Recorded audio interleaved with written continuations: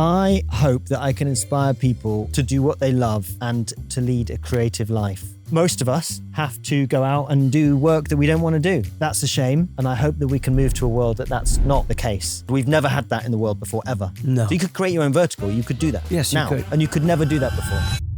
What are you seeing today that the rest of us haven't noticed yet? I think we are seeing a move towards creator-led content. We might have glasses or implants or something where we're looking at screens or interacting with the digital environment in the real world. And I'm like, no, this is what I love. And I would say... So you liked both worlds. And I like both worlds, and I still like both worlds. And who knew that it was possible to do both worlds? Because that's what I do now. Everyone should do what they love.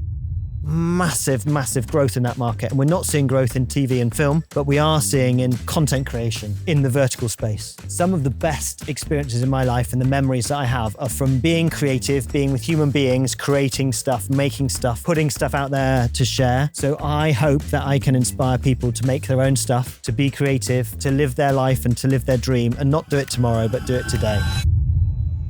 Welcome to the Vertical Buzz, where vertical entertainment finds its voice. I'm your host, Buzz Leer, and I am really excited about our guest today. He's an award-winning actor, and he's one of the co-founders of WeAudition and VertiCast, which is one of our wonderful sponsors right here on the Vertical Buzz. And besides that, this is a man who has learned how to change a race tire in a matter of seconds for the feature film Gran Turismo, and I can't wait to hear that story. That's right. I'm talking about the one and only Richard Cambridge. He's here today, and we're going to talk about acting. We're going to talk about technology. We're probably even going to talk about AI. And if there's time, I think Richard is going to try to convince me that beans on toast is a proper breakfast. What? Are you ready? Sound speeding? Camera speeding. This is the Vertical Buzz, the voice of the vertical revolution. Action.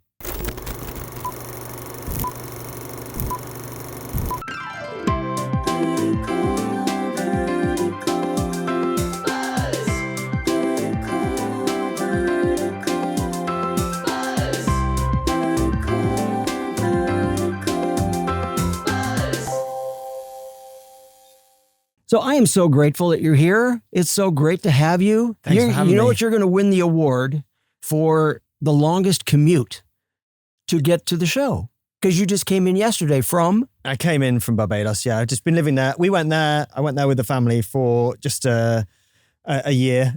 Great. We've just renewed for 3 years. So, all right, good. Yeah, it's good. Well, I'm going to read your bio. We're going to get into this a little bit. We'll embarrass you a little bit, but I don't think you're embarrassable that much. But okay, here you go, fans. Here's who this guy is, Richard Cambridge. He is a British actor. He's a producer, technology entrepreneur with more than 25 years of experience across film, television, and the emerging entertainment technology world. That's what he does. Now, as an actor, his credits are going to include Gran Turismo, who I teased a little bit at the top of here, Hollyoaks, The IT Crowd, and Disney's Suspect, the shooting of Jean-Charles de Menendez. Did I say that right? Yeah. Well, we had to IDR that actually. So, and beyond his acting, he is a co-founder of WeAudition and VertiCast, and like I said, VertiCast, one of our wonderful sponsors. Two very innovative platforms that help actors, they help casting professionals, producers, and they help you all connect in ways including the rapidly growing world of vertical entertainment. Now, Richard is passionate. He's a passionate advocate for mental health, innovation, and creative opportunity. He believes in technology and that it should empower artists while keeping human connection at the center of storytelling. So let's hear it, ladies and gentlemen. Richard Cambridge. Yay! Yay! Thanks for having me. Yeah, that's all true. That's true. Yeah, that's all good. I am passionate about technology and mental health, and right. yeah. Well, great. We're at a great time in human evolution. That's right. Well, talking about technology, I'm going to give two quick shout outs to our sponsors. We got Aero, AEIRO.co, our presenting sponsor, the AC150 air purifier, and the wonderful, incredible VertiCast that sponsors our rapid fire segment, Swipe, Cast, Create. And if you're an actor, a producer, a casting director, anything to do with vertical film, and you need to be on this app now. There you go. There's the pitch for VertiCast. Love it. Thank you. All right. Let's get into this. This is going to be so fun.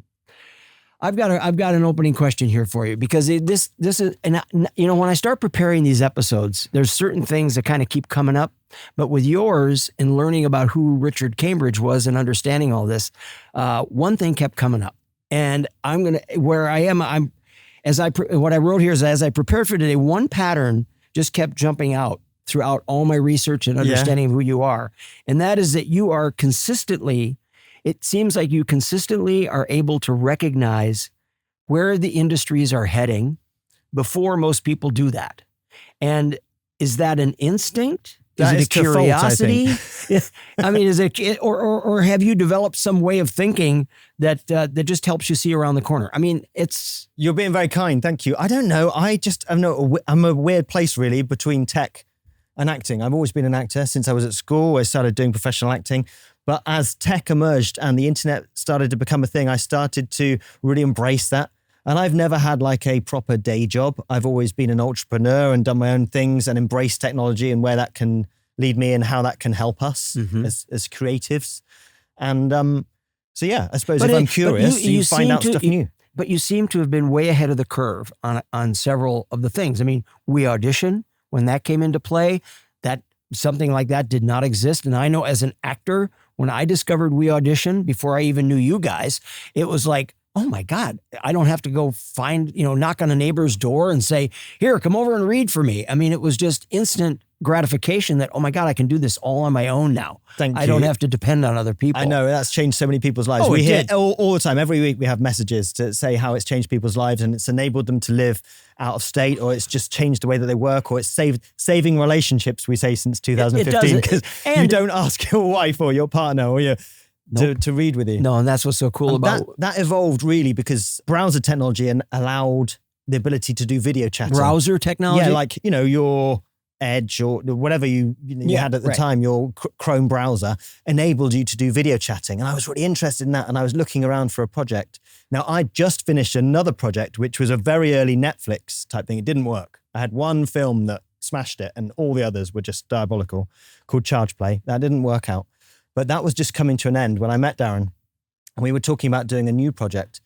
And it really lit my fire because the possibility to do video chat on the web was becoming a reality. Right. And because when did you launch? When did you actually launch? 2015 we launched that. Yeah, we had our launch party on Sunset Boulevard, I think, on in Tax Day 2015. April 15th. 11 years. April 15th, that's right. We all know that. And in America anyway. That was really just bringing my two worlds together. I was always making money, making some technology products as my day job. We all have day jobs, don't we? And that really brought it together. So that was a moment where I can actually do my day job for something that's useful and can make a difference to actors. So WeAudition's been out 11 years. 11 years, yeah. Wow. And Verticast is a WeAudition product. Yes. It's the same team. Myself and our small team, we made it, we built it, and we are supporting the same, very similar actors, being able to be creative and get more opportunity and get more work. And you obviously saw where verticals were going for a couple, because you only Verticast is brand new. It was launched this year in 2026 earlier. And we came up with a concept actually early in 2026 and we're a couple of months old now. We saw through WeAudition, we saw the huge number of auditions that were coming out for verticals. Oh, so we see the auditions coming through and we see people's self-tapes and we see what people are putting on their resumes. And we don't necessarily, go into fine detail on that, but you get a feeling of what's happening. Yeah. And we just saw that there was a massive rise in people producing this content. So we're like, what is it? Wow. And then as we looked more and more into it, some of our friends started producing stuff and our people on the platform and our friends started being in stuff. So, you go, okay, well, that's a thing. And then it started to evolve. We're like, right, we need to be in this space. What can we do? We didn't want to be a traditional casting platform.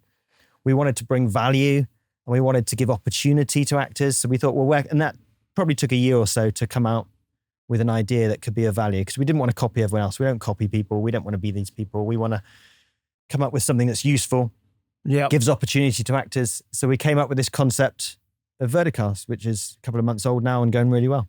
And you've got a lot of actors on there, from what I understand. I'm on there. I know I'm on a Verticast. You can, yeah. It's essentially a place where you can put your vertical content, you can put your vertical reels, you can put your vertical photographs, you put your vertical credits. Because if you're a producer, you want people that have done it before. Right. Because it's different, right? It's different. Completely it's not different. the same as shooting a movie this way. It's not. Nope, So it's not. if you're a producer, you want people who are available and know the medium. They know that they need to show up. Well, you know what else is fun? The other day, I got my first 2 messages from other actors on the Verticast app. And that was like, I'd forgotten that was one of the things that can happen. And a couple actors reached out to me and they go, hey, we saw that you did this and you did that. And I thought, this is fantastic. I can communicate with other actors right on this casting app. Community as well. WeAudition's been all about community since its inception, really. Right. And I think that's one of the best things about WeAudition is community. We didn't design it for that, but actually the community. You talked a little bit about how old we are as well. We built the platform so people could chat and do auditions and rehearse with each other pre-COVID.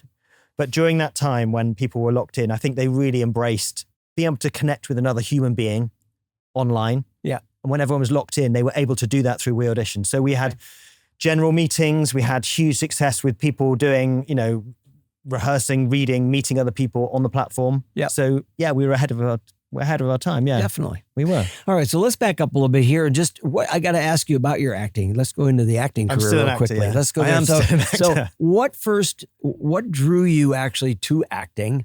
And when did you realize that this was going to be a career choice? I think we all know, don't we? Did you know? When did you know? No, I didn't know this until college. I was doing stuff. I think someone said to me at school, you can't be an actor. I was a baseball player. I wanted to play baseball and be a fireman. All I did at school was like plays, and I did science and plays. I didn't do plays until college. You didn't? No. So I wasn't part of, I'm not part of that theater. I've interviewed many actors that have talked about, I was a high school theater person and a theater nerd and all that. I didn't become a theater nerd until college. I loved it. Yeah. Do you know what? I did science and drama, and I remember careers advisors, if you call them that, they were saying like, what are you going to do with your, why are you doing science? And, you need to do the arts, or you need to do science. You need to be an engineer, or you need to be an artist. And I'm like, no, this is what I love. And I would say... So you liked both worlds. And I like both worlds, and I still like both worlds. And who knew that it was possible to do both worlds? Because that's what I do now. Right. Like every day I do tech and acting. That's what I do every day. Every day. Yeah, and I love it. That's your life. Everyone should do what they love. Absolutely. And that's part of what I talk about with mental health and just, creating your own life. And I think it's important to do what you love. So is there a common thread that makes all that stuff kind of weave together for you? I don't know. It's probably the same part of your brain. I don't know. But I like creating stuff. It's making stuff. Right. And we are at a time now where you can create stuff now. You can create your own content. You can pull together friends and community and create stuff and put that out to the whole world. We've never had that in the world before, ever. No. So you could create your own vertical. You could do that. Yes, now. You could. Yes, and you could never do that before. No. So go and do that. Go and do that. Well, and again, it's one of those things that kept coming up with you. You've worn a lot of hats in your life, different hats at different times. And I used to think that was a fault, but I don't think that's a fault. No, I don't think I think so. that's great. I don't think we think all can be multi-hyphenate. Because I mean, the way I read it, you've been an actor. You are an actor. You're a producer. You're an entrepreneur. You're a technologist. What role, if you take all those roles, which one has challenged you the most? It's different hats at different times. One of my favorite books is an Edward de Bono book. He talks about different hats, different times, but also I think creating something and overcoming obstacles and a challenge is part of what I do. So when you're doing technology, you're coming up with solutions to problems. That's what we did with the business. It's what we did with WeAudition. It's what we do with Verticast. We come up with a solution to problems. But when you're on set and when you're looking at prepping a character, or when you're looking at how you're going to shoot a film, or when you're producing a film, it's about solving problems. I think it's the same brain. It's the same thing. So when you look at a character, you're like, what are they thinking? Where are they going? Why did they think this? And I love that. That's creating something. Okay. I'm a creator. Yeah. And you do the same thing with your producing? I think so, yeah. Would you ever rank all those different hats? Would I rank them? In order of love or there's passion? There's pain in all of them. There's pain. Or are they all 25% great? I mean, if there's 4. No, I think it goes through ebbs and flows. I can buy. Yeah. I can buy that. I don't know. When I'm producing something, I'm like, never again.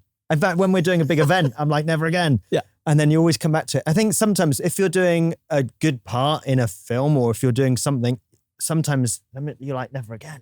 because it's hard, right?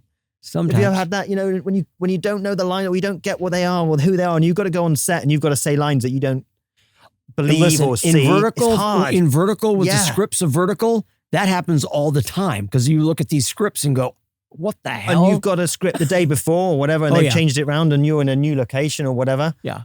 And you're tired because you've been doing 11 hours already.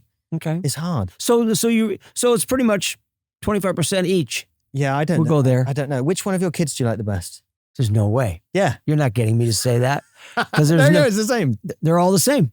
They're all the same. That's a great question to me because I've got 4 kids and you've got basically 4 different careers. No, I haven't. They're all the same career. I think they are. Well, the same career. I've had that all my life. It's the same. But I've really found a synergy, I think, with WeAudition and VertiCast as part of that and acting. And they go together so well. Yes, they do. When I do an audition, I do a self-tape using WeAudition. I got contacted through VertiCast. And then I can get a bug fix, excuse the pun, from my personal experience of using that platform. I've got an insight as an actor. I use the platform, I use those platforms every day. Okay. It's an insight that if I was just a tech person, I couldn't do. If I was just a business person, I couldn't do. Really? So yeah, I'm a really privileged position. And with the advent of AI and tech, it's becoming easier and easier to do stuff and build stuff. And I've had, we'll get into AI here in just a little bit. When did vertical entertainment first catch your attention? You get advertised it on social media, don't you? You see it and you're like, what's this? Because I think you can spot. Well, and you were watching it through WeAudition as well. And I was seeing it through WeAudition, but what I was seeing is clips from people on people's reels. I'm like, why is there black bars on people's reels? That was weird. But also we knew producers who were making it and they're like asking around saying, oh, can you cast this on WeAudition? WeAudition's not a casting platform, but like, can you recommend people, for these vertical shows? And you're like, what is this? But also you're seeing them and then you're engaged. They are so addictive. So I've been seeing stuff and I'm like, who's this actor? Who's this person? Or I go through people's reels and resumes and I'm like, what have they done? Oh, they've done these. And they're put as mini-series on IMDb, aren't they? I think there might be a new thing now they might have put vertical dramas, I don't know, or microdrama, but it was mini-series. I'm like, what are they? These ridiculous names. I'm going to have a look at what the billionaire's wife has 6 kids from the uncle. Were you in that as well? I was in that. No, I'm just kidding. But you get a feeling when you're in the industry, you get a feeling and you're like, what are people making? Right. And it seemed for a while that the only thing in Hollywood was being made in the studios was verticals. At that time. Yeah. If you go back a couple years. Couple years, yeah. So obviously we're like, what's this? Because, we're finding out what people are doing. Yeah. And with Actors Access and Spotlight in the UK and casting networks, you see the jobs come up and you're like, what are these jobs? Why are they paying this? Where's the residuals? What's the deal? Why is my agent saying don't do these? And if someone says don't do things, I'm like, I want to do it. I want to do it. Yes, I'm the same way. Russian Rubens, don't do it? Oh, sure, I'll do that. You're one of those? Yeah. Oh, yeah. I'm one of those. I definitely am one of those. Yeah, I think partly why when they said at school you can't be an actor, I'm like, I can't be an actor. Oh, good. Coming from a working class or middle class. Right. It's like, not for you. That's not for you. That's for someone else. Well, speaking about being an actor, you've been a very successful actor. Still working on it.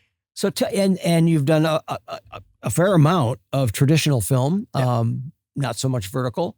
But so tell me about that traditional world, and particularly, I got to know the story of changing this tire for Gran Turismo. I mean, we got it. I already teased it, and so I got to know what that is. So, but your resume, this Hollyoaks and IT, the different thing. Talk to me about your acting career. I've been doing it a long time. Yeah. What was your first role? My first decent role, actually, I did very early on. I did a movie called Fishmonger's Daughter, which went to Sundance. Main lead in a movie in Sundance. I had no idea what Sundance. And that was your first ever film? It wasn't. I'd done some corporate stuff, and I'd done some small stuff. I'd done some small parts in some TV stuff and commercials, and I started doing commercials. But actually, the first thing I did that was a main lead in a feature film was called Distant Bridges, and it was a war movie. Distant Bridges. Long time ago. Can we find that anywhere still? Yeah, you probably could. I don't know where it exists. Dig deep in the internet, you'll find it. But that was a war movie. I played a young 16-year-old going to war. Wow. That changed my life because I'd signed up for university to go to college or whatever. Mm-hmm. And I got this role and it was a choice. Do I go to college or do this movie? And I did the movie and we were probably filming in London for 6 months and we went all around the country filming like some of the war scenes and different. And that opened my eyes to being able to work, being able to earn money as an actor. I think at that point I thought, well, this is it. I'm going to be a star, you know. And that's a long time ago, like I said. But shortly after that, I did this Sundance movie on the 35mm film. Do you remember that? Oh, yes. Yeah, Check the Gate. Beautiful. All of that before digital. But that was just a fantastic experience to be able to tell a story through a lens. And I went, this is for me, because it brings together the tech and the acting. And then from then on, I did one thing in the West End, but apart from that, I've done all film. All film. I love it. I love the technical. I love the ability to do it again. I love the technical, like shot size. Something different about Gran Turismo, actually, talking about Gran Turismo. Yes, I want to talk about Gran Turismo. So when you do something like The Fishmonger's Daughter or Distant Bridges, it's one camera shoot. So you do everything this way, and then you turn the world around, you do everything this way. It's how a lot of drama's done nowadays. Yeah. So people still do it that way. Still kind of. Still do it that way. So when we shot Gran Turismo, car movie, massive director, Neil Blomkamp, 12 cameras we shot that with for a lot. 12 cameras? For a lot of that. So we've got 3 here today. We've got 3. Wow. We had drones, we had close-ups. They had hidden panels through, two-way glass so they could get the close-ups on some of the people. Wow. And I understand why now, because from a producer's point of view, I can always remember when I walked out onto set for the first time. I didn't know how big that production was, but I walked out onto set. We were in Hungaroring, and we were kept we were in the hotel, we went to hair and makeup, and then we were in your trailers. And I was taking some pictures going, oh, there's a lot of trailers. But when I walked out onto set for the first day, I walked out into the pit lane. I was playing a pit crew. And I looked down and there was 10 cars, and each one had 10 crew. And then I looked the other way and there was 10 cars that way, all branded up with 10 crew. And then I looked up and every crew had 20 or so people watching over each one. And then I looked out into the stadium, there was like 1,000 people on the stadium. Oh, and I'm like, holy moly, this is massive. I better remember my lines. I didn't realize. I love that. I got goosebumps thinking about it. So we were 6 weeks shooting that all around Europe. And that was probably not a massive part in that film, but it was a massive movie, $100 million movie. The experience to be on something like that is always, I think, what is amazing. I've had a couple of those experiences of being on something really big. I was on a film as a featured extra of all things, but with Al Pacino. And Johnny Depp was the director. So it was like, come on. Well, hi, Johnny. I didn't care what I was doing there. I got to spend 3 days hanging around Al Pacino and Johnny Depp, and got to speak to both of them at various times. So I was like, what else did I need? Like, I didn't even care if they paid me. It was like, just you here, do it for free. I don't care. I'll just be here, But yeah, it was really similar. I went out there and, this is Orlando. Like, hi, Orlando. Right, great. This is David. You're playing, and you have nice relationships. And then over a 6-week period, obviously, you're fellow professionals and, you become normal people and they become normal people. And it's a collaborative project. I love that about film. I love that about verticals. Actually, more than traditional telly, verticals are collaborative. Oh, very collaborative. And I like that. I love that. And I like it that you can create something together and you've got a framework, okay, but there is a bit of leeway, and it's a bit like student film or student drama. I feel like it's a bit of a team effort. If you're on board, yes, and everyone's working and pushing in the same direction, you can do some magic, and I like that about it. Definitely. We're going to take a little bit of a break here and talk about our sponsor. Are you breathing okay? I think I'm doing okay. We're going to talk about Aero, AEIRO.co, the best air purifier on the market, the AC150. It's right there. Take a look. See that? Look at it. Isn't that pretty? That looks nice. Ooh, nice, huh? AC150 cleans up to 300 square foot room. You manage the entire thing right here on your phone. Tell you what's bad in your room, what's good in your room. AC150 Aero, AEIRO.co, because the only thing that you should be breathing is inspiration. And we're back. You need that in America right now. Yeah. Right? Oh, yeah. Tell me, with all the fires that have been going on this summer, it's like, yeah, we need a couple of those. All right. So let's continue on here and talk about. Tell me the story about Gran Turismo. I mean, you've been telling a bit about how it all came to pass. Tell me about changing this tire. Oh, give me the tire story. Well, when you're an actor, sometimes you think you have like stuntmen, right? You Of had a course. stuntman? No, I've never had a stuntman. No. I've never been in that position. I've done stunts. They've never... Actually, I did have a stuntman once. No, I did. And he was like, can you do it? And I'm like, yeah, of course I can do it. So this stuntman turned up, got paid for the day, never did any stunts. So Gran Turismo, I turned up and they're like, okay, this is your role, whatever. And obviously I knew the lines. It was originally called Raw. I auditioned under a different name, yeah. So quite often when people audition for big movies, it's not called the actual name, is it? They hide the name so they don't, no one knows about it. Working title, yeah. So I looked at the producers and I thought, well, this is big. I'll do a good audition for that. I did the audition with Pete Luna on WeAudition, and he helped me. And they wanted the lines, and then they wanted an improv, which I've not had very much. Have you ever had an improv? They just wanted improv the scene around the lines and then do this one scene. Not on an audition. I've never had that. And I thought, this is a bit strange. So I got Pete Luna off of WeAudition, and we did the lines, and we got that nailed. Did a few takes. I usually don't do more than a few takes because I think sometimes you get it in the first one. They get stale. You just take forever editing. You can do 10 and you always go back to 1 or 2. That's usually the best. Yeah. But then I did this improv, and because I was working with a real actor, because my scene partner wasn't my wife or my mum, it was a real actor that could be.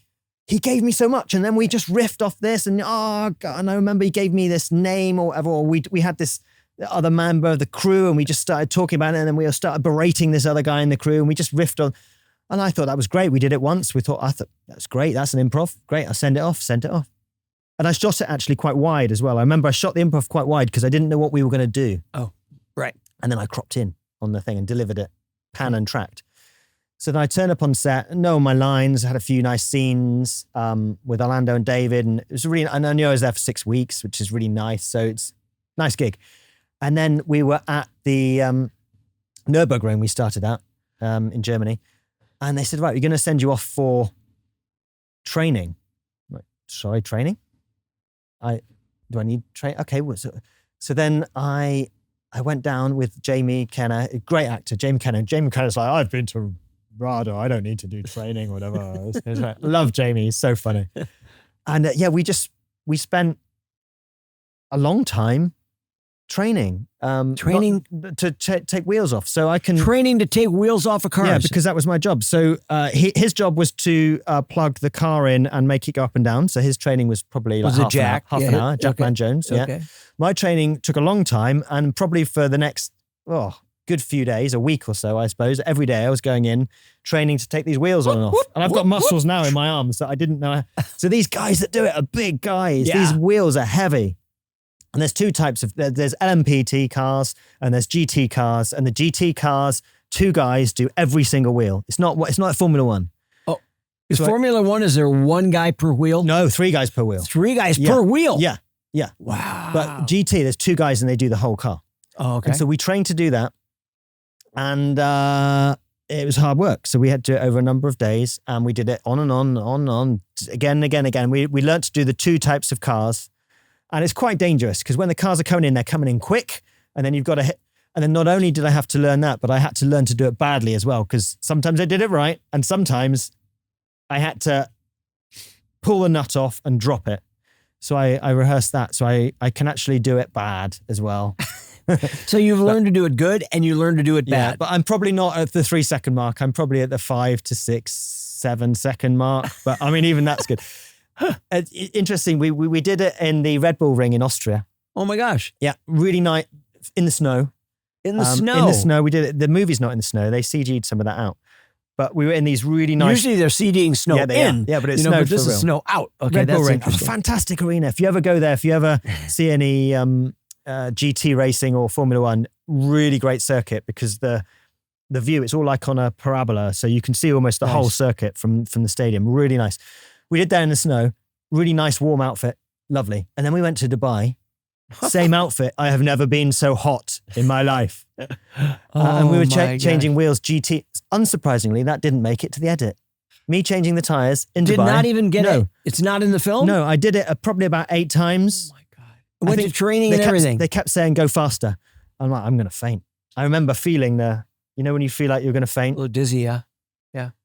I was so hot because we were in the same outfit that we were in the snow, but in the 100-degree heat in Dubai. Wow. And it's a dry heat there, and you're out on the track, and there's 2 of you lifting these massive tires. I'll always remember that. But Well, you really must have nice had place. fun. I had great fun. Have you ever used Great that fun. skill again anywhere ever? That's what I love about learning some of this stuff for on camera. You learn these things and you think, oh, this is really great that I learned this. I will never do this Funnily again. enough, I Yes. didn't have the air gun when I broke down recently and I needed to change a tire on the side of the road. Oh. It did happen with my entire family in the car. Oh, Do and you know you what? didn't have the I like a you didn't have problem. the air gun to do it. I didn't have the air gun. You had a No. regular. Yeah. But do you know what? I was like, top off, let's go. All right, I like a problem. there you go. It's creating things. It's, you know. So tell me about some of the other traditional films you've done, because you've done quite a few. Yeah, let's talk about Hollyoaks. That was really good. I did Hollyoaks for a while as a series regular, which is a TV soap, very similar actually to Vertical style. Oh. Hollyoaks is still going in the UK. Okay, it's a Re- UK. really So it's a UK soap opera. UK Kinda. soap opera. Yeah, Okay. it's a serial drama. It's shot in Liverpool in the UK. They shoot Is it still going? still going now. Yeah, It's called Hollyoaks. Hollyoaks. Yeah. Holyoke. Okay. Hollyoaks. Big show Shout in the out UK. to is it Hollyoaks. not? Shout out. to Made you by guys. Lime Pictures in the UK. They shoot single camera on that. Now I was expecting that to be multi-camera. Wow. So they shoot it like a movie. Single camera. Yeah, but when I was doing it, they shoot every day of the week, and it did an omnibus as well. So it's like every day of the week they do 5 episodes, half hours. So it took 5 weeks to shoot so they have 5 crews. Oh my It God. makes sense. They just go, right, takes 5 weeks to shoot a week. So what it meant is that you might have been shooting an episode in the morning, and you might have been shooting in the afternoon 5 weeks later. Oh God. Imagine what a challenge. I loved it. I That's loved a it. challenge. Because, you know, you could have murdered someone and you're filming before the murder. Oh And in God. the afternoon, you've already murdered them. Yeah. And I was playing a nasty bit of work, which I quite like. I was playing the Interesting. villain. That's pretty interesting. Yeah, and I was playing like let's say sex pest. It wasn't the nicest of guys, Pete Webster.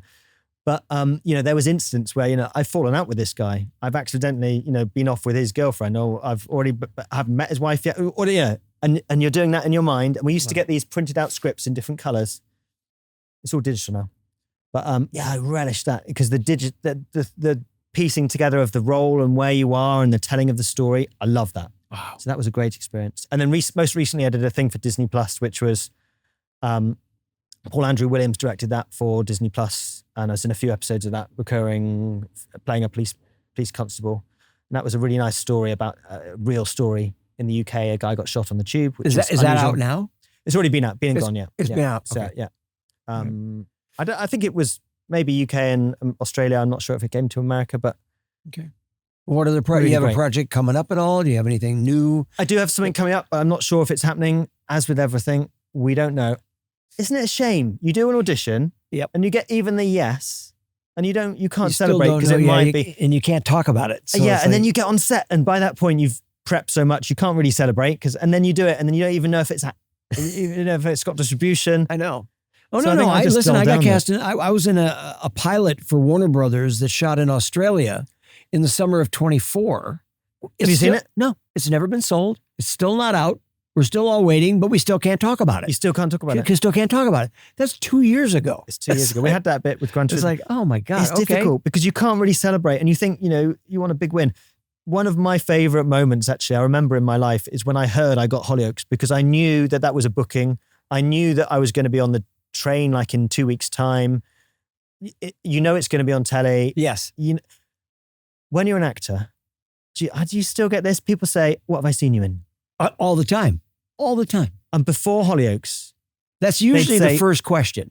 I'm an "Hi, actor. what do you, Oh, what do you in? do?" Yeah, what are you in? What have I'm I an seen actor. you in? Now I say I've run a tech project for actors or whatever. I say I'm an actor sometimes. But when you say I'm in Hollyoaks, they go, "Oh, what have you been in?" I've been in the UK. They're like, "Oh, okay, you're a proper actor. I'll take you seriously." Oh, great. Yeah. And again, now when I come through immigration, the immigration says to me, because I've got a visa to work here, which is really Yeah, nice. And yeah. they're like, "Oh yeah, okay, you're an actor, are you? What have you been in?" And Well, you might have seen. that's like telling somebody you're a podcaster and they go, Oh, you're, yeah, you're where can one I- of those? Yeah, right, a podcaster. Just like everybody's a podcaster. Buzz It's is like, a proper podcast. But we're a proper podcast. That's right. We are the Vertical Watch Buzz. the Vertical Buzz. You'll get hooked on how beautiful we are. We're shooting this with 3 cameras, all black magic, by the way. 'cause Oh, we have are to they? talk Are they about- black yeah, magic? these are Are they? black magic I cameras. like are they the pockets? Black magic pocket. Actually, I've produced 2 verticals, and both of those have been shot on the Blackmagic by choice. Oh. Yeah. That's good. Yeah. Well, I'm learning Brilliant more and more. image. I'm not really, I'm not a tech guy. So anything to do with tech, takes me a little bit while to Sorry, I get could talk all tech that all stuff. day. Oh, I'm sure you can. I'm sure you could talk tech. Nice to mount vertically as well because they are a little bit lighter. Yeah. Good But image. what's the new one that's coming out? They got a new one coming out that you're going to be able to do vertical and traditional all on one camera. What, shooting open frame? That makes sense. That's cool, huh? If you want to. I mean, I think there's slightly different storytelling to shooting this way and this way, but that's a separate conversation. Yeah. Oh, absolutely. But the capability is there. The capability is there. Capability And do you is know what? there. From a producer's point of view, it means that the person can sell it twice, which is brilliant. Well, now, and different edits. Yeah, but you know I would what? advise. That's what vertical films are doing now. The last several films that I've been on, whether it's Drama Wave, Drama Box, I've been on several recently, and they're shooting it both ways. They're shooting it horizontal and they're shooting it vertical. Now, some places, some jurisdictions have a tax credit as well on it. I know in the UK, there has to be a cinema first prerequisite for is that right? shooting. Yeah. So some people who are shooting them are shooting for cinema. They're Okay. shooting in this, but they are then cropping for delivering for vertical. So they can get a commission for vertical and they can shoot with a tax credit for cinematic or shoot it twice, nothing wrong with that. But But speaking about you being a tech guy, and I'm going to venture in here, even though I'm not that either, but you also comment that you are a car guy, that you could talk cars all day long. I just said that to you earlier. So no, but that's all right. I mean, I read that in your information too. My I mean, it's like Instagram. when you look at Richard, he's about cars and tech, and I'm about as far away from cars and tech as anybody out there. Oh no, that's all right. That's my challenge. My challenge is to be able to have that conversation. So It used to be are. cats and cars. Cats and That's cars. what it used to be. Yes, My I heard Instagram. cats and cars. Yeah, cats. That's what it used to be, my Instagram. And when someone said that to me, I was like, no, who would do that? And then I looked at my Instagram. Cats and cars. Oh, I better change this up. So tell me, what is your passion with cars? I think I like fixing stuff. I like making stuff. It's exactly the same, Buzz, as creating tech. I had cars when I was 17. I lived out in the country in the middle of nowhere, and I had to have a car to go and be in plays. I live just outside of Bath, which is a nice town in the middle of nowhere in England. And shout out to Barthage. Bath is a city, but I live just outside. So it was, a half-hour drive. But I had to, so when I was 17, I got my car, I got my license on my 17th and a half birthday. And I got a car, but I had to fix it myself. So I had to figure out how to fix it. Oh. And you know what? I grew up with my dad, and I probably bonded with my dad over that. I took Sure. that whole car apart and I put it back together, and then I bought a faster version and I changed the camshaft and I got a new one and I changed the engine, and those were good times. So looking back, probably not at the time. They're probably horrendous, but Right. having to change a car so you can be in a play.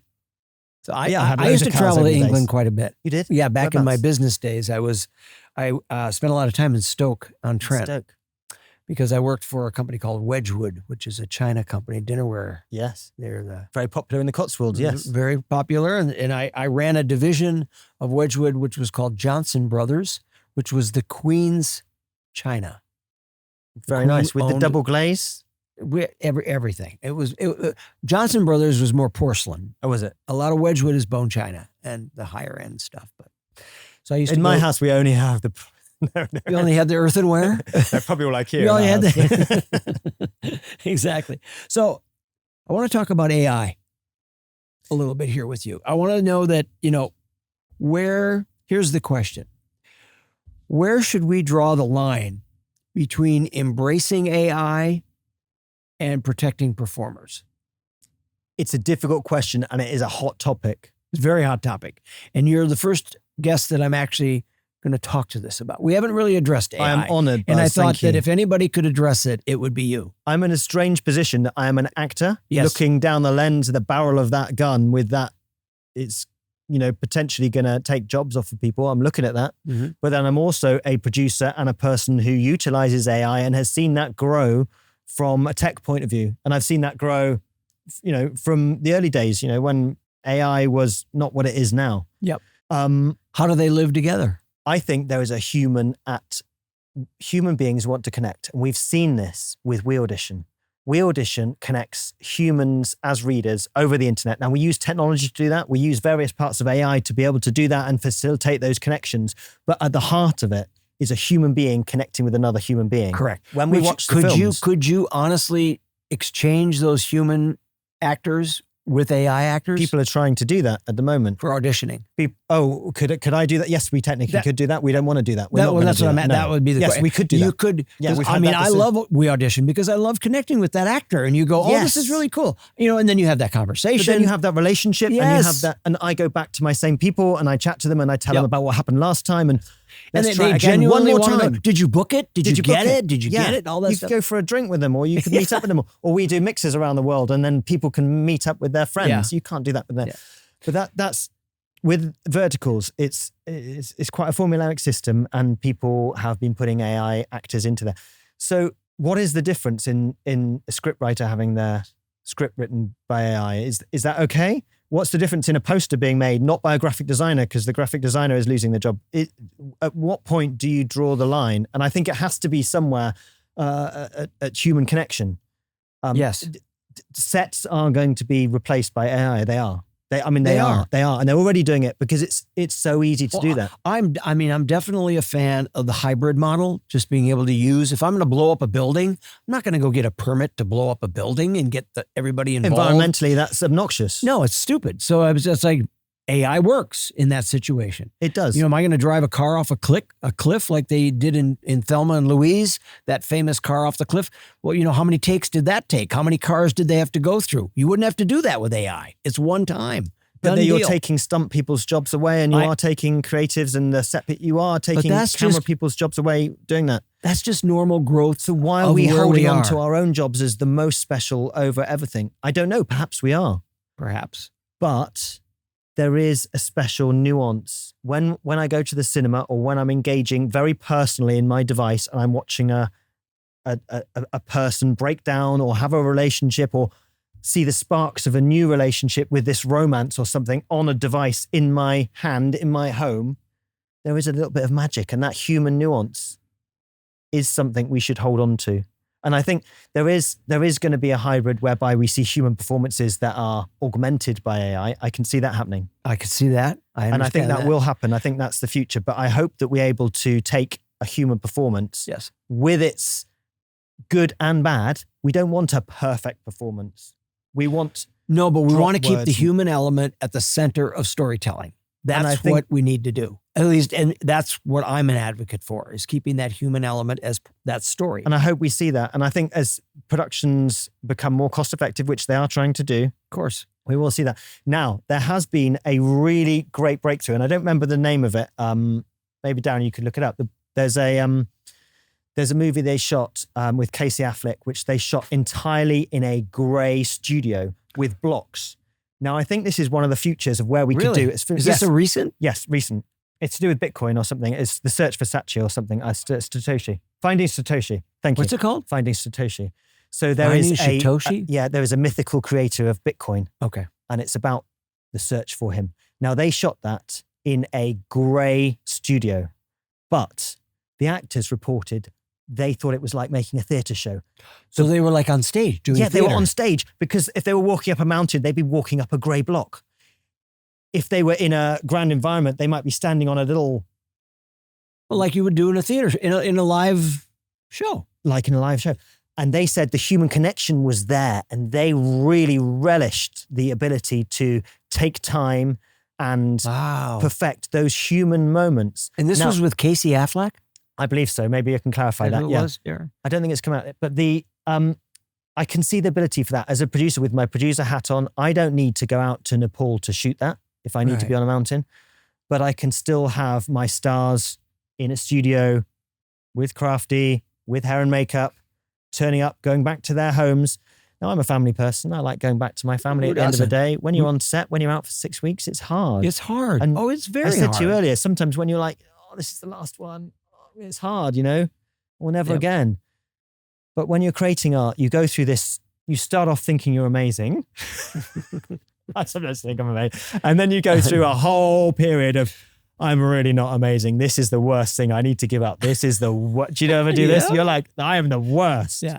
And then you come out the other side and you think, I'm all right. This is going to be okay. And I think when you create art, you go through this. Okay. Now, maybe this new hybrid model is going to save us, and it's going to be able to provide that human connection. I do believe, and I've talked about it briefly, that I think that some of the AI I've been reading about lately, and I haven't seen any clips, is that it's more along the lines of like Avatar-like, so that they're showing people with, pointy ears or tails or this kind of thing with AI doing verticals. It can do that very well. And that's fantastic. It You know can do what? that very well. That's great. Just go ahead and do that. But I do believe that AI is here to stay. I do believe that it's going to create its own lane.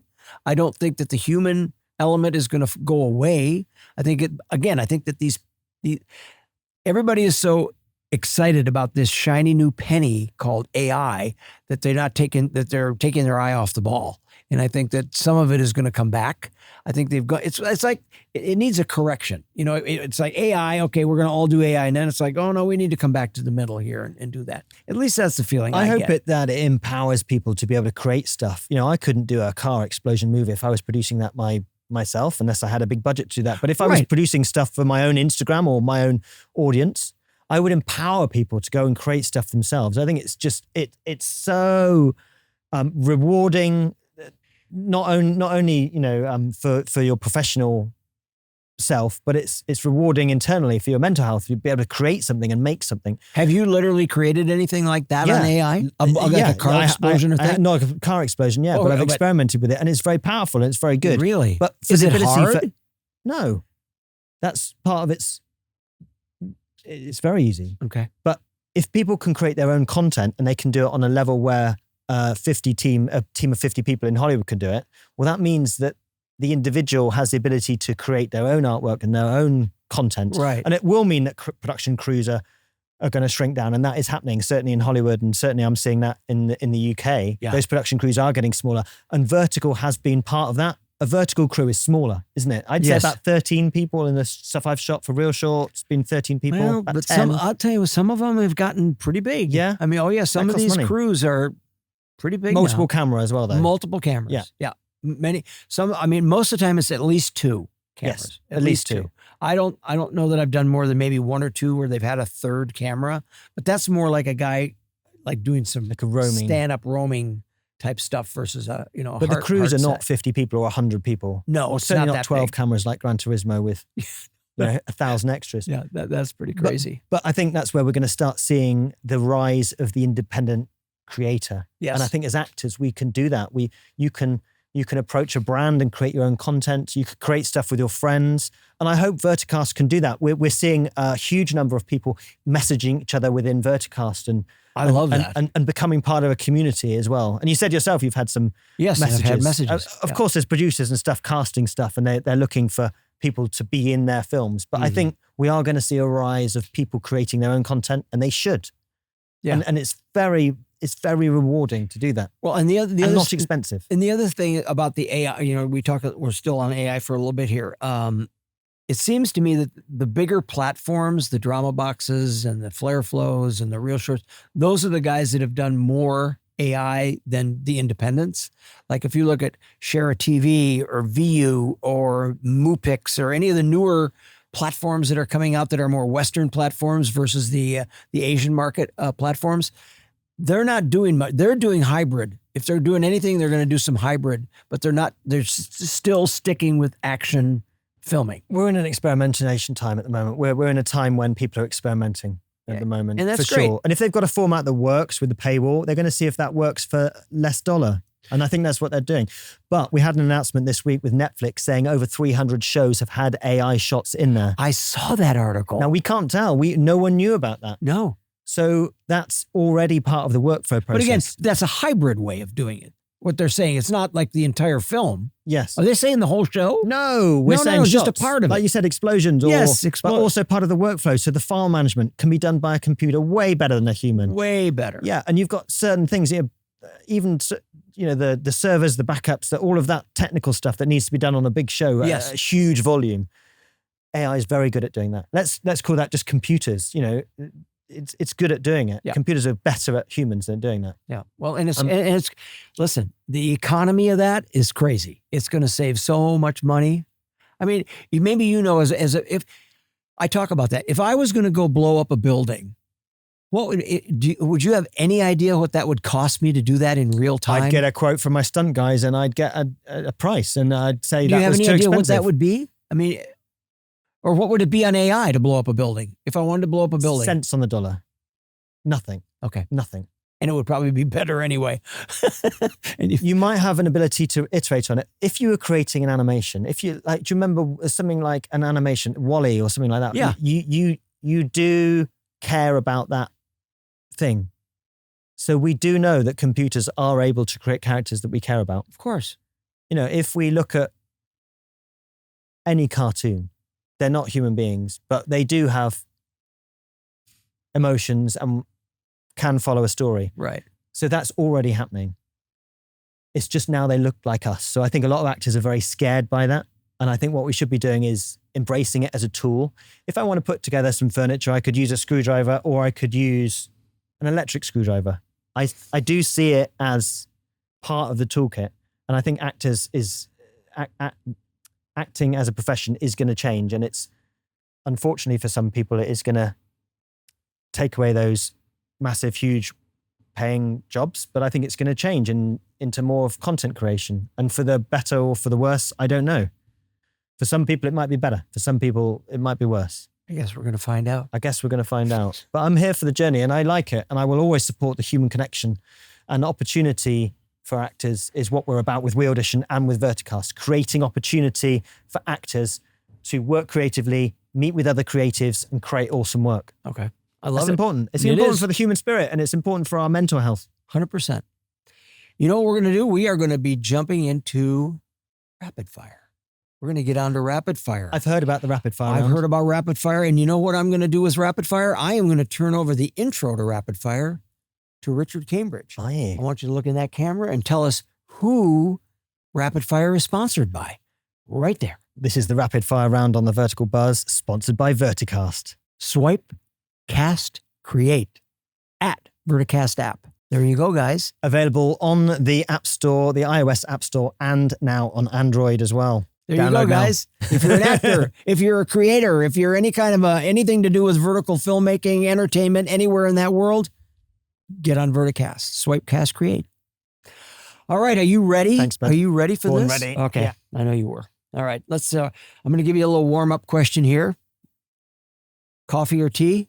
Tea. Oh, I'm British. Hello. London or Los Angeles? Oh, that's difficult. I'm in Los Angeles right now. That's a difficult one. I've got a broken heart. I'd probably say London right now. That's okay. Yeah. Your heart has to be We've got there. a new prime minister yesterday. I did see that. Is Yeah. it a good thing? I don't know the guy. I don't know who it is, but I hope so. okay. Stage or film set? Oh, I've got a love of performance, but it's always going to be film set. I love Sounds the like creation. it. Do you know what I also love? When you've done it, you're done. You get it Yeah, as good yeah, as you can yeah. get and you move on. You move on next. I did a thing in the West End for 8 weeks, I think it was. And you get a nuance and then you get it good and then it changes every night. I get that. 6 weeks, I was ready to finish. I got it. All right. Yeah. Formula One or Wimbledon? Formula One every day of the week. I knew that. There was no way that answer was going to be anywhere close to Wimbledon on that. My wife watched Wimbledon. She says the only Wimbledon when she was giving birth to one of our daughters. She was due at the beginning of Wimbledon and Aurelia wasn't born until the end. Oh, wow. So she watched the whole of every single match. Oh, how about that? That's pretty cool. Yeah, it's the only Wimbledon that she's able to watch all day, every day, just lying back. And I brought her cream teas and tea all day, every day, sitting out in the garden. There you go. What's harder? Changing a race tire or launching a startup?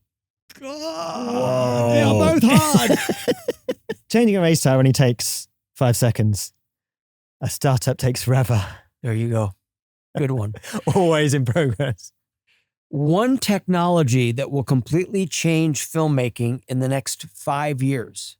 I think we're seeing it right now, aren't we? Okay. We're seeing AI completely changing filmmaking. I think we need some sort of workflow technology that doesn't mean people are generating clips and importing them into their timelines. I think we'll see some holistic workflow platform where people put in ideas and then maybe they get, I want to watch Star Wars, but I want Buzz as Darth Vader. And they can render Folks, it out. I think listen to this that. guy. He's been on the cutting edge of so many cool things as an entrepreneur. If this is what he's saying, I'm buying I it. think we will see that, but we'll also see films made now, but made cheaper, so we won't be able to tell. And we'll see all sorts of stuff. Sci-fi is working really well in AI, so we're going to see a whole load of sci-fi stuff coming out That soon. I have no doubt. I love sci-fi. That's going to be good. What about horror? And horror, people are trying to get vertical stuff in horror. I know that. Yeah. Do you want to be on the bus watching horror? I don't know.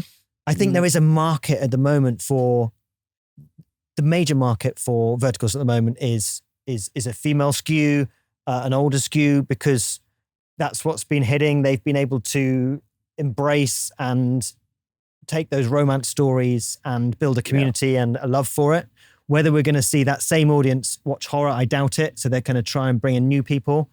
Are those people going to want to pay for it? Maybe not. But do you know what the statistics are as to where people watch verticals? Go on. Oh, yes, on the bathroom. In the bathroom. So maybe horror in the bathroom is not a bad thing. Get the bowel movement going. Whoop. Okay, anyway. If you weren't in entertainment, what would you be doing?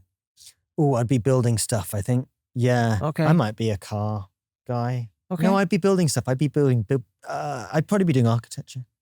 I thought about that. I didn't know architecture existed because that is art and engineering, right? Yeah. I didn't know that was existing. No one at school told me that was a thing. Architecture? Yeah, I don't know about architecture now. No. But I figure that's the same two things, right? Sure. Why not? Right. Tech and art. I'd be doing tech and art. Tech and art. Yeah. Okay, that's architecture. Isn't it? I think, yeah. I guess. All right. So are you cars, that's tech and art. you an early bird or a night owl? I'm a night owl. Night owl. To a fault. Oh my God. Oh my gosh. Okay. I think you should be able to go to bed at midnight and get up at 9 a.m., right? That's what you should be. I can't do that. I've got kids. I've got to get up at 6 when they're jumping on me. Exactly. I'm a morning person only because of kids. Why? I can't talk to anyone in the morning. Well, but you know what I used to do? I had 4 kids. But I can't get to bed early because there's so many cool things. It doesn't matter. You just don't sleep. A new thing. If I slept 5 or 6 hours a night, that would be good.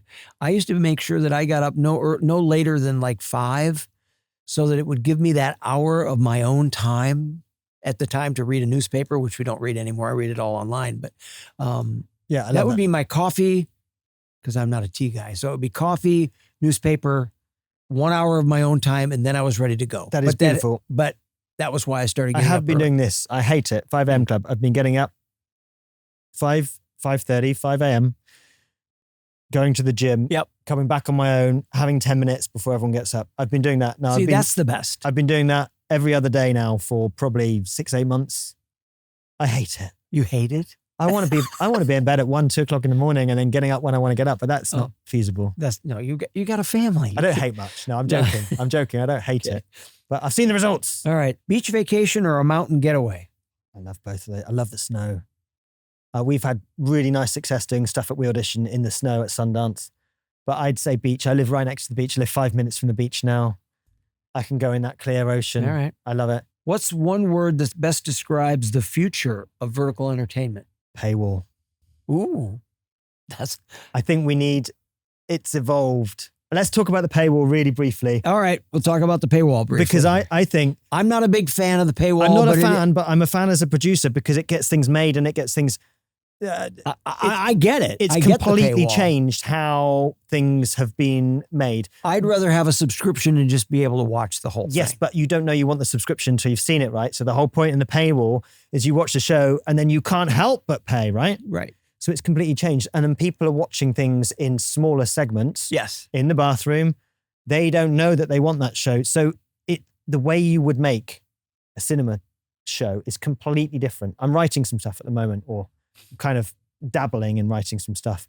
And traditional filmmakers want to set you up. They want to set the scene. They want to have a wide shot. They want to draw you in. Now, if you're in the cinema, you can't get out of your row because you've got to push past 10 people. You're going to sit there. You're sure as hell going to sit there for 5 minutes because you're not going to be the guy that leaves in the first 5 minutes. So they've got the liberty to take that time. Online, someone's going to swipe. Yeah. So that time's been compressed. So it's all about the attention. So it's a different artistic medium. And what they've done really well, and I say paywall, what I really mean is cliffhanger. They've managed to engage an audience. Now, if they've done anything right, this new wave of vertical dramas is they've taken storytelling to small bite-sized chunks, each with a cliffhanger, each with a setup, a cliffhanger, and a hook. Now we're seeing dramas being recut to take that structure. Yes. We're seeing, if Netflix is doing it, they've recently announced it, and we're seeing shows being recut with a hook and a cliffhanger. And that works for our lives nowadays. People aren't going to the cinema and spending 2 or 3 hours sitting in the cinema. You watch a film, that's your whole evening. People are taking bite-sized things on the bus around their lives, and that's where the audience is. And there's going to be a bigger audience on I'm that. not as much on this, but my favorite shows on any of the services, Netflix, Amazon, are the 30-minute episodes. Those are, when they start doing these 1 hour and 15-minute episodes, that's like watching a movie. Bite-sized, yeah, but I want those 30-minute episodes. Like Shrinking was like a 30-minute episode, which was perfect. I love that stuff. I watch a movie now over a couple of sessions now. Yeah, I do too. I can't watch a whole movie all the way through. It's like, one, I don't have time. Two, I'm going to fall asleep if I'm watching this thing at 8:00 at night. And it's just, and you've got to dedicate a serious amount of time to watch a movie now. Exactly. So I think they've picked up on that. And actually there's a huge audience on that. Now I think that will work really well actually with brands as well. And they'll start really interesting way to look at it. Why are people making commercials that interrupt what people want to watch? Why aren't people just making what people want? Correct. So we're seeing that's brands now. You're right. The brands are advertising as stories. They're really telling stories. And I think that's an opportunity for actors. And I hope that people can use Verticast. If a brand wants to find cast, they can use Verticast to bring people that know how to tell those stories. They can hire people from Verticast to make stuff, content creators to make stuff, put their brand out on their socials. Massive, massive growth in that market. And we're not seeing growth in TV and film, but we are seeing in content creation, right, in the vertical space. I get it. All right. You know what? Since you're talking about Verticast and your partner is Darren Darnborough, who Darren was on our show in season 2. We're in season 3 now, but season 2, Darren was on there. So who is more competitive, you or Darren? I think we're competitive in different ways. Oh, okay. I think Darren's probably quite competitive, aren't you? He's over there. We're a good fit. Do you know what? We're basically married. We're actually a good fit because I do the tech stuff and the bits that I don't do, Darren does, and all of the awesome stuff. We've been 11 years growing WeAudition. Oh my gosh. And we're not overlapping very much, so we're not very competitive. So which one of you? That's very fair. Which one of you is more likely to say, "I've got an idea that turns into 3 months of work"?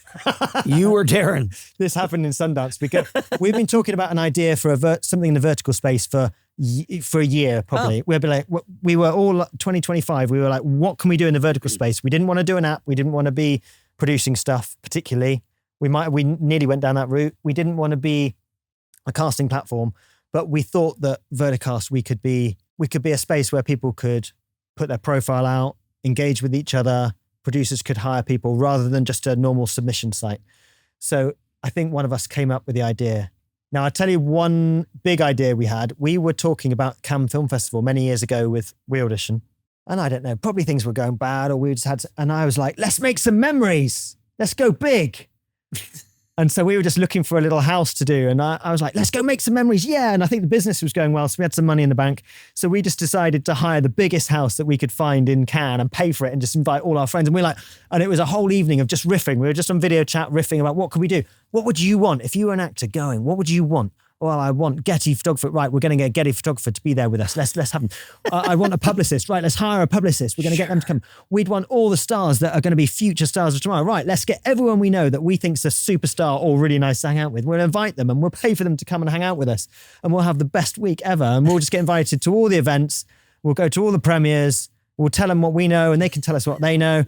So that's how The Ones to Watch was born. And that was, I think, me going, let's make some memories. And Darren going, yeah, let's do it.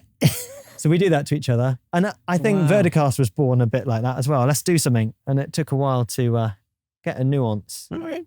Yeah. We're a good fit. We don't compete much. I think that's good, isn't it? But if Darren were to describe you, if Darren were to describe you with one word, what would it be? Ooh, it's a thinker. Ooh. I hope he'd say capable. Ooh, that's a wonderful word. Well, let's ask him. Darren, if you had one word to describe your partner here, Richard, what would you say? One word I would probably don't use a swear word. 2 words follow through. We'll just make follow through one word. He's lovely. Thank you, mate. That's beautiful. All right, now I do have a couple of questions for cars. Actually, a couple of questions. Electric or gas? I'm electric. I own 2 electric cars. There you go. I'm like, I one day I might buy a Ferrari, but I probably never will because I'm electric now.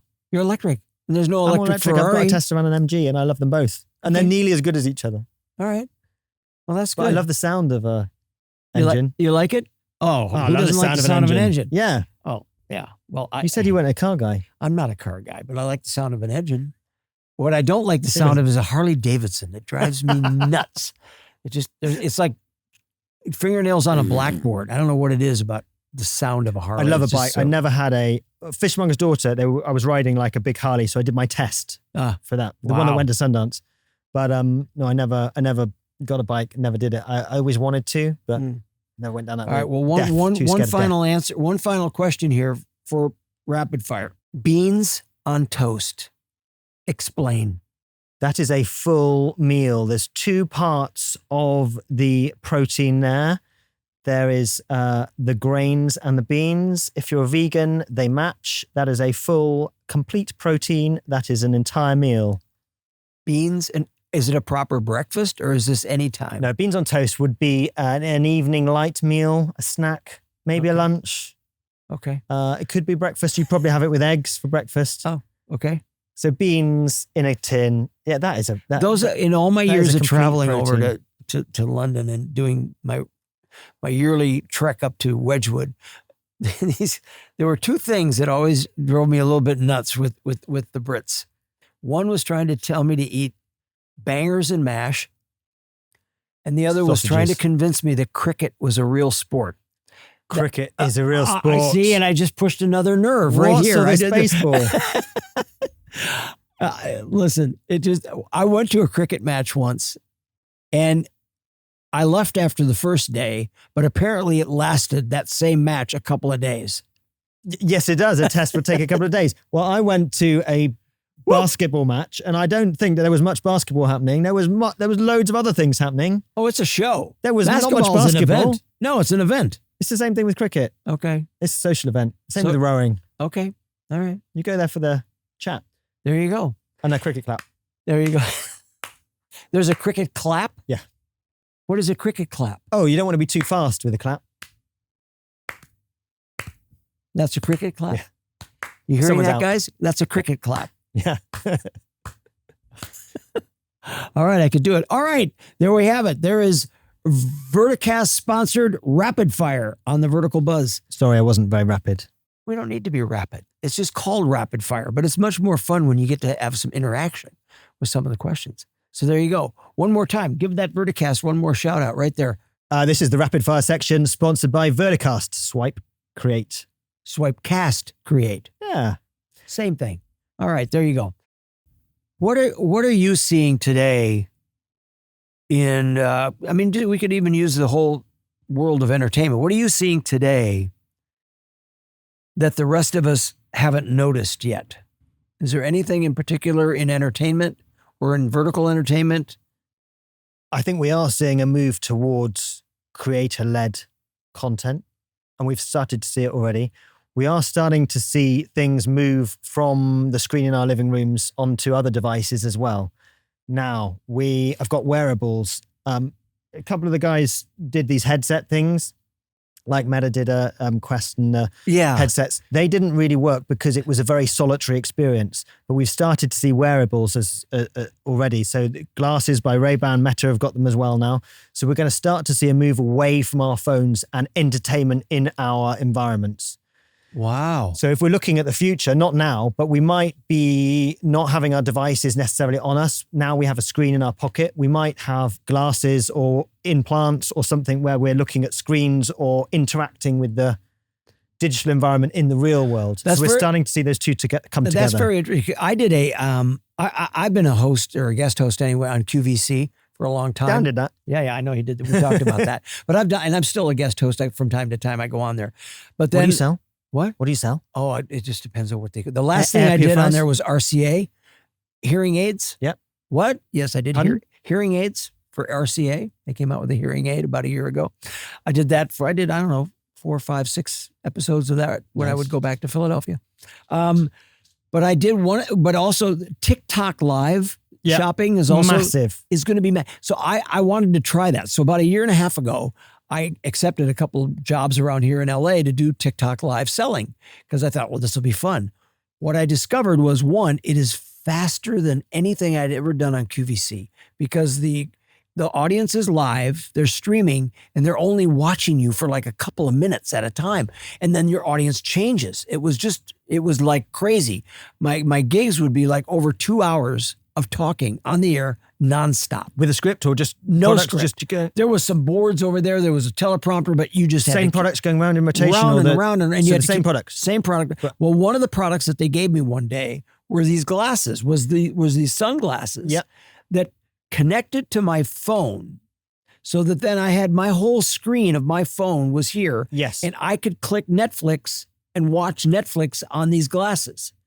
Now, we didn't sell many of them because they were like $400 or $500 or even more. I can't even remember. They were a lot of money for something online like that.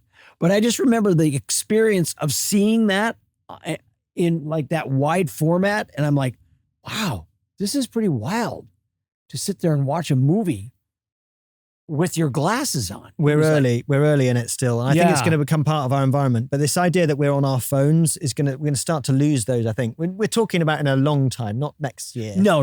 This is a while out. But there's some good innovation. And I think people creating their content and creating their own audiences is going to be interesting as well, because we're starting to move away from being in the home with one big screen. There might be multiple screens in the house. We're always talking, at the moment we're talking about the third screen. Sometimes you might have a laptop, maybe, your phone and the TV. Well, I do that all the time. You do that all the time? I do that all the time. I have the TV on. I've got my iPad right here and I'm scrolling. So the numbers aren't relevant. Back in the day, you're on the telly and you're advertising on the telly. You're paying for those audiences. Now they're not looking at the telly. They're not sitting there with the family for the night's ball game or whatever they're watching on the news. They're on multiple things. So that means it's watered down. So it means that community, and they're not necessarily geographic communities being built online digitally. Correct. And so we're seeing so as I said, for WeAudition, one of the massive successes of WeAudition has been the community about it. And I hope we can bring that into Verticast as well, with people, collaborating, doing vertical projects, really celebrating their vertical work on Verticast, their own stuff that they've produced and their own stuff they've been in, and being able to team up with other people to be able to go to a brand and say, we'll create this for you. Mm-hmm. I think that's where the future is going to be. So we're seeing less massive studios pushing out tentpole projects, although they will exist, and more micro-influencers doing their own brilliant, creative, ingenious projects. And I think that's quite exciting. Okay. So we've talked a lot about where you've gone in your career as far as producing, entrepreneur, all that stuff. When everything is all said and done, what do you hope that your legacy will be? Oh, we talked about this the other day. Did you? I hope that I can inspire people to do what they love and to lead a creative life. We've talked about AI a little bit, and I hope that we can go to a situation whereby we can have a utopia for humankind, and we can have universal income, ability to feed everyone, and the ability for people to take time to be creative. Because as humans, we have a very short time on this world, and being creative is one of the most wonderful things you can do. Most of us have to go out and do work that we don't want to do. A lot of people have to work in factories, work in jobs that they don't want to do, be of service to other people in roles that they don't want to do. That's a shame. And I hope that we can move to a world that that's not the case. Some of the best experiences in my life and the memories that I have are from being creative, being with human beings, creating stuff, making stuff, putting stuff out there to share. So I hope that I can inspire people to make their own stuff, to be creative, to live their life and to live their dream, and not do it tomorrow, but do it today. I love that. That's a soundbite waiting to happen right there. I love that. I didn't rehearse that. And that's genuinely what I feel. That's really a good thing. You should go and make stuff. People should go and make stuff. And it's not necessarily, doesn't have to be expensive. I've made stuff that's cheap and I've made stuff that's expensive. I've spent tens of thousands of pounds on creating projects and short films and films that have gone nowhere. No one's seen them and they've gone in film festivals. And I've spent years, months of my life. And I've also spent 20 minutes making a short skit on Instagram that's got over 1 million views. I'm not saying views is necessarily always the audience. No, but go figure. Sorry. I mean, go figure. But I've put more effort into some things that less people have seen, and I've been proud of them. And I've also put hardly any effort into some things, and they've been adopted by a mass market and very, very popular. All right. But I'm proud of everything that I create. All right. Yeah, So what is your favorite film of all time? All time. Probably there's. Do you know what? When people ask you this, you go, "Do I go the cool option? Do I want to be? Do I want to be cool?" Or if I'm honest, I've actually mentioned this morning. In Time is one of my favorite films, and it's something I think of a lot. There's a Justin Timberlake film, and they talk about. It's called In Time. Yeah, and it's a small film, but it talks about the way money is traded for time. And we're seeing that in life at the moment, and the way things are compressed and technology is able to automate certain things.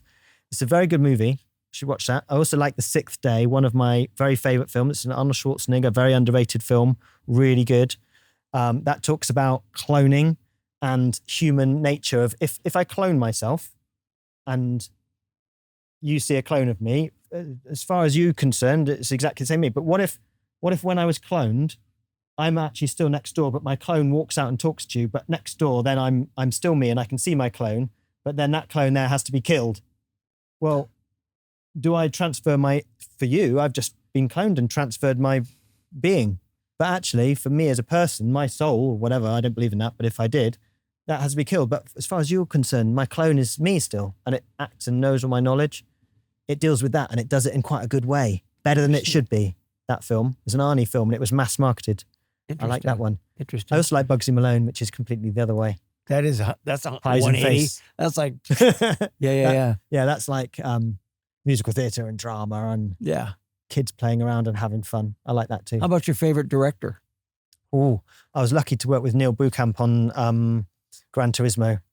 I think he was probably up on my list. I was actually a bit nervous talking to him because he was... Was he really ethereal? good. Was he like in his head, or was he... It was in front of the monitor most of the time doing his job because he had 12 cameras to worry about. That's big crazy. job. I didn't talk to him much because he was doing such a big job. And also I was really nervous talking to him. Nice guy. But is there one actor that you would love to work with? I would like to do a Sandra Bullock movie. You just stole my heart. That is the love of my life. Is it really? Sandra we've Bullock? got do you know what? I like her because my she God. produces her stuff and she's taken I just a love career and she's managed to spin that out. Yes. But just what in a really she's good done way. as a career, as an actress, a person, a human, everything about Sandra Bullock is like... I was a bit nervous of saying that because I thought you might laugh at me, but that's good. No. The Net was actually a very good early film that I liked, and that was very good, yeah. And I think that is very similar to In Time and its treating of technology and how it affects humans. Yes. Yeah. I just never forget, I was in a restaurant in New York City one time, and Sandra Bullock, and it was at the time she was dating Benjamin Bratt. Remember that guy? Yeah, you know, I do. They walked in and sat down, and I was just like, my heart was beating 100 miles an hour. You don't say anything, you just got to go, yeah, over there. Oh my God, that's Sandra Bullock. Oh, baby. Yeah, it was. I didn't even go over and introduce myself. No, you although shouldn't. I really wanted to, but it was like, no, it was. You don't need to. You don't I need just to. soaked it all in and just enjoyed it. But actually, that from when I was talking about Gran Turismo earlier, I've had a very similar but very, very different career path to Orlando Bloom. But he actually started out very similar to me in how his age and stuff that he's done and his mentality and the way he is was a real joy to speak to and spend some time with him because he's a big superstar and he's done fantastic things with his life, but actually is a real person and is a very good person to talk to. And so, these big stars, sometimes they're revered and we put them on a pedestal, but they're real human beings trying to make creative work and do good stuff. Yeah. And hopefully most of them are. That's right. Some of them aren't. Well, I hate to leave this, but we're at that moment where we're going to have to wrap this up, or we're going to have to make it into a 2-part episode. So which wouldn't be bad, but no, that's a good thing. This was great. I really cannot thank you enough for being here today, for indulging us in your insights into the acting world and the technology world, and everything that you've done in your career is just so amazing. And it's going to be fun to follow and see where you go and what goes on. Thank you, Buzz. I want to say thank you for all you do for the vertical industry as well. Thank you. I think you are doing a good job. I really love the Vertical Buzz and it's a pleasure to be on. Thank you. Well, thank you very much. Tell everybody in that camera right there where they can find you. You can find me on Instagram at Rich Cambridge. That's where I do most of my social stuff. And you can also find me on WeAudition.com and through Verticast on VerticastApp.com, which is available on the App Store, iOS, and on Android. And there you go, you guys. And we are also going to thank our presenting sponsor, Aero, AEIRO.co, the AC150, best air purifier on the market. And of course, we're going to shout out Verticast again. We'll give them that Verticast. Swipe, cast, and create at Verticast app. If you're an actor, producer, casting director, anything to do with vertical entertainment, get on Verticast at Verticast app.